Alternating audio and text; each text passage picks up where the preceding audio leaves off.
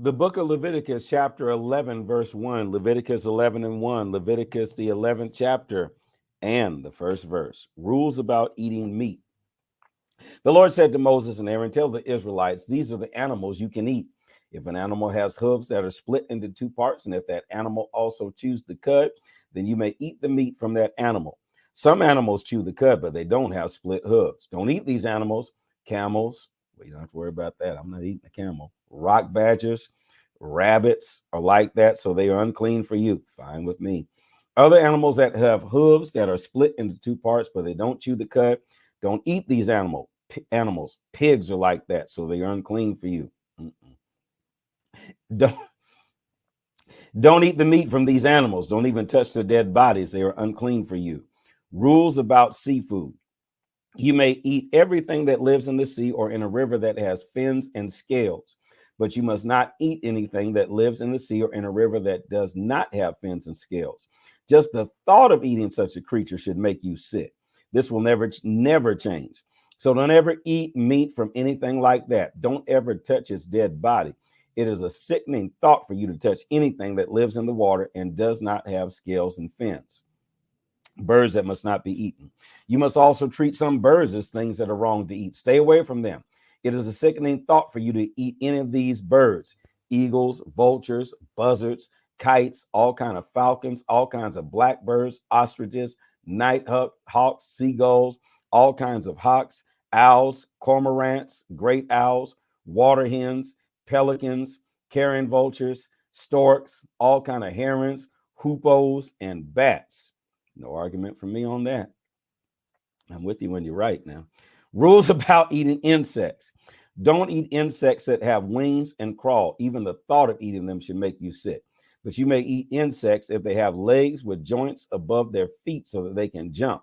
You may also eat all kinds of locusts, all kinds of winged locusts, all kinds of crickets, and all kinds of grasshoppers. You can have that. But stay away from all the other insects that have wings and crawl.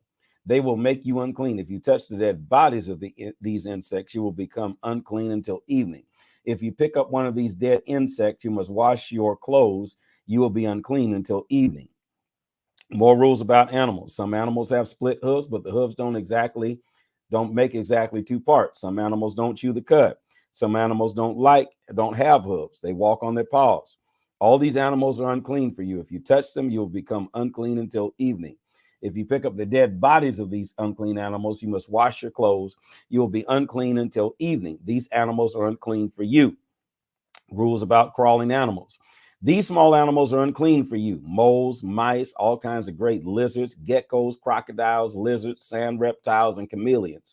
Whoever touches their dead bodies will be unclean until evening. No argument from me. Rules about unclean animals. If any of these unclean animals dies and falls on something, that thing will become unclean. It might be something made from wood, cloth, leather, or sackcloth. Whatever it is used for, it must be washed with water. It will be unclean until evening. Then it will become clean again. If any of these animals dies and falls into a clay dish, anything in the dish will become unclean, and you must break the dish. If any water from the unclean clay dish touches any food, that food will become unclean. Any drink in the unclean dish will become unclean. Any part of a dead, unclean animal falls on something, that thing is unclean. It may be a clay oven or a clay baking pan, but it must be broken into pieces. These things will remain unclean. They will always be unclean for you.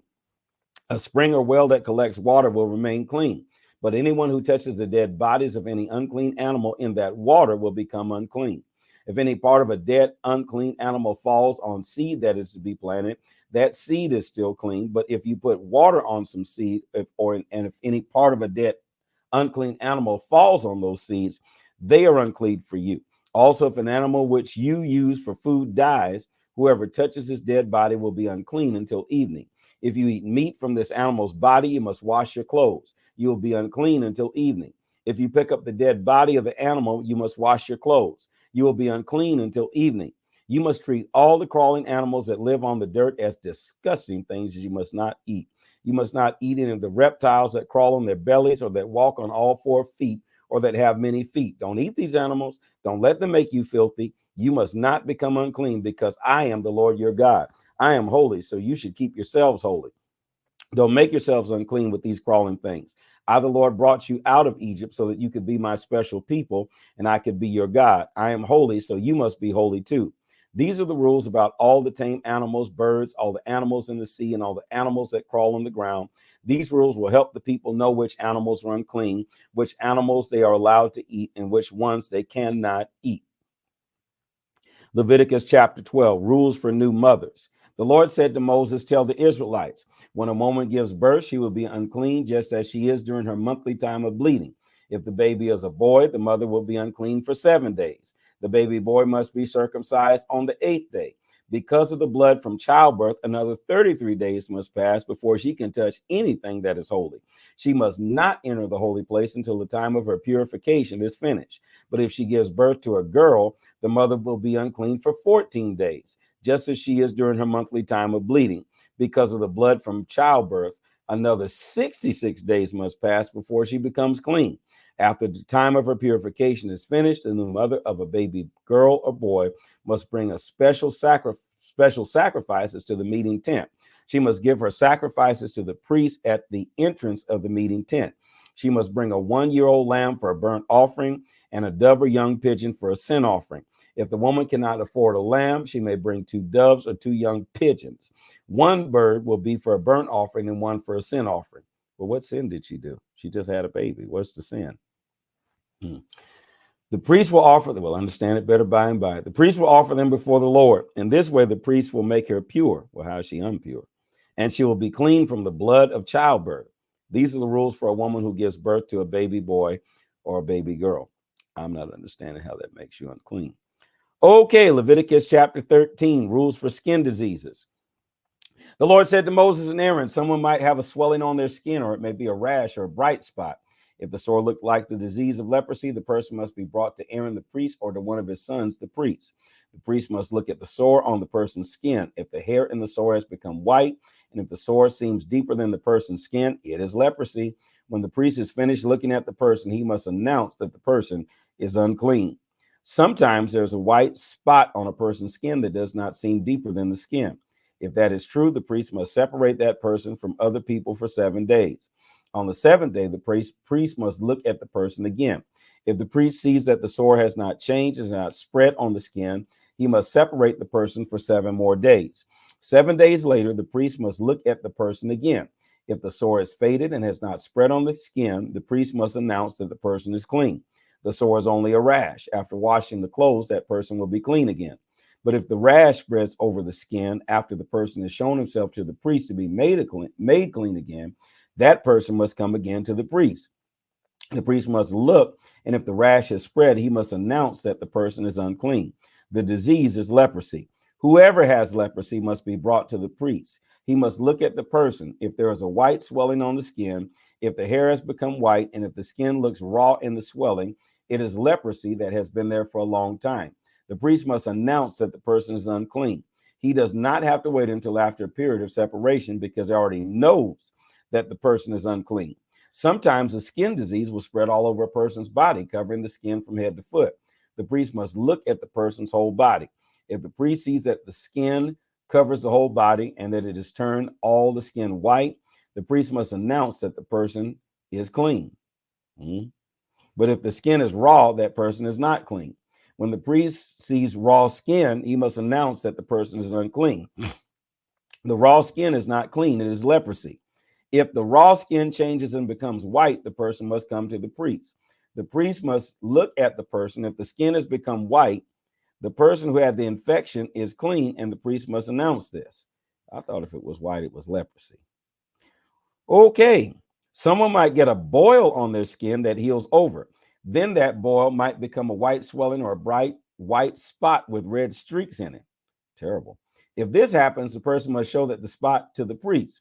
The priest must look at it. If the swelling is deeper than the skin and the hair on it has become white, the priest must announce that the person is unclean. The spot is leprosy that has broken from the inside the boil.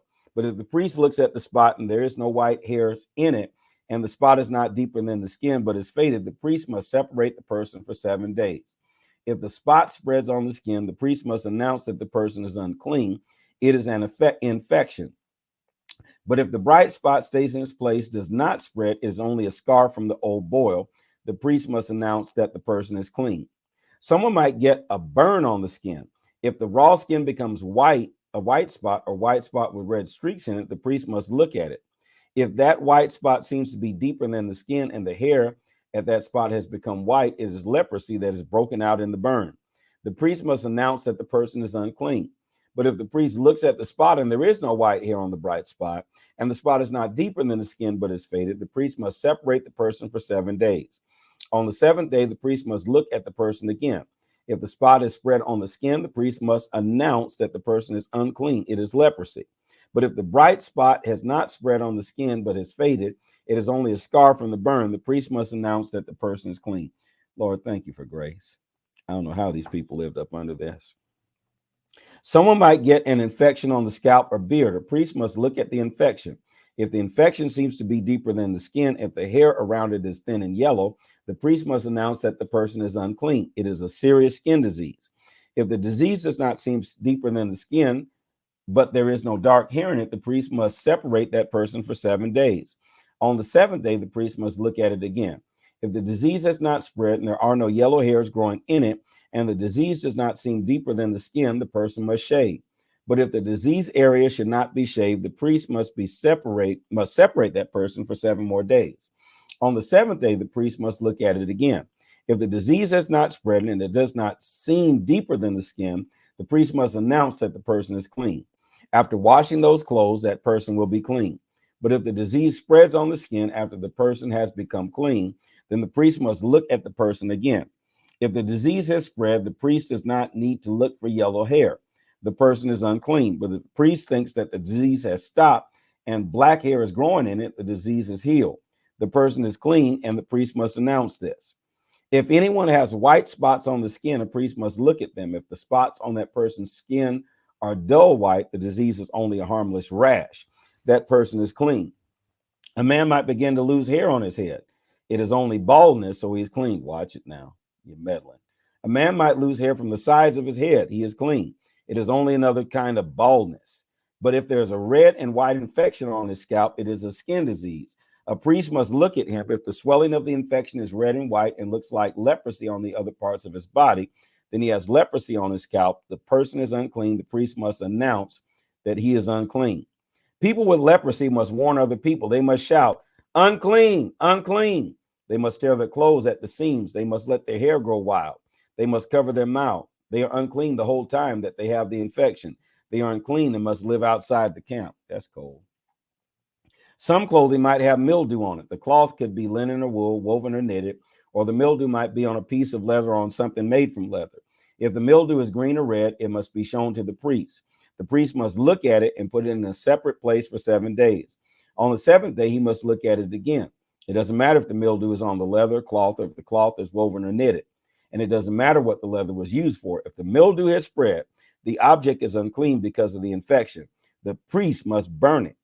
If the priest sees that the mildew had not spread on this object, it must be washed.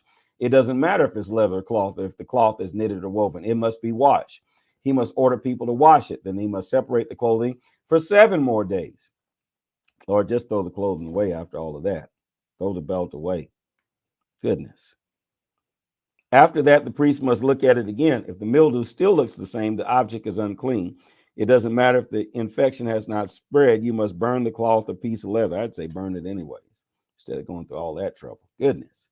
But if the priest looks at the piece of leather cloth and the mildew has faded, he must tear the infected spot out of the piece of the leather or cloth. It doesn't matter if the cloth is woven or knitted.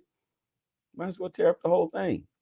But the mildew might come back to the piece of leather or cloth. No, because I'm going to throw it in the trash. If that happens, the mildew is spreading and the object must be burned. But if the mildew did not come back after washing, that piece of leather cloth is clean, whether the cloth was woven or knitted. These are the rules for mildew on pieces of cloth, leather or cloth, whether the cloth is woven or knitted. Lord, thank you for grace. I don't know how these people lived up under the law. Please place it in the comment section. This is the word of the Lord. Make sure that you follow, like, share, and subscribe like we have now at the bottom of the screen. See there? Share, like, follow, subscribe. Make sure you text the word Hankerson to 314-315-9371 for ministry updates. And make sure you tell somebody to join us tomorrow for the Read Through the Bible, 6 a.m. Central.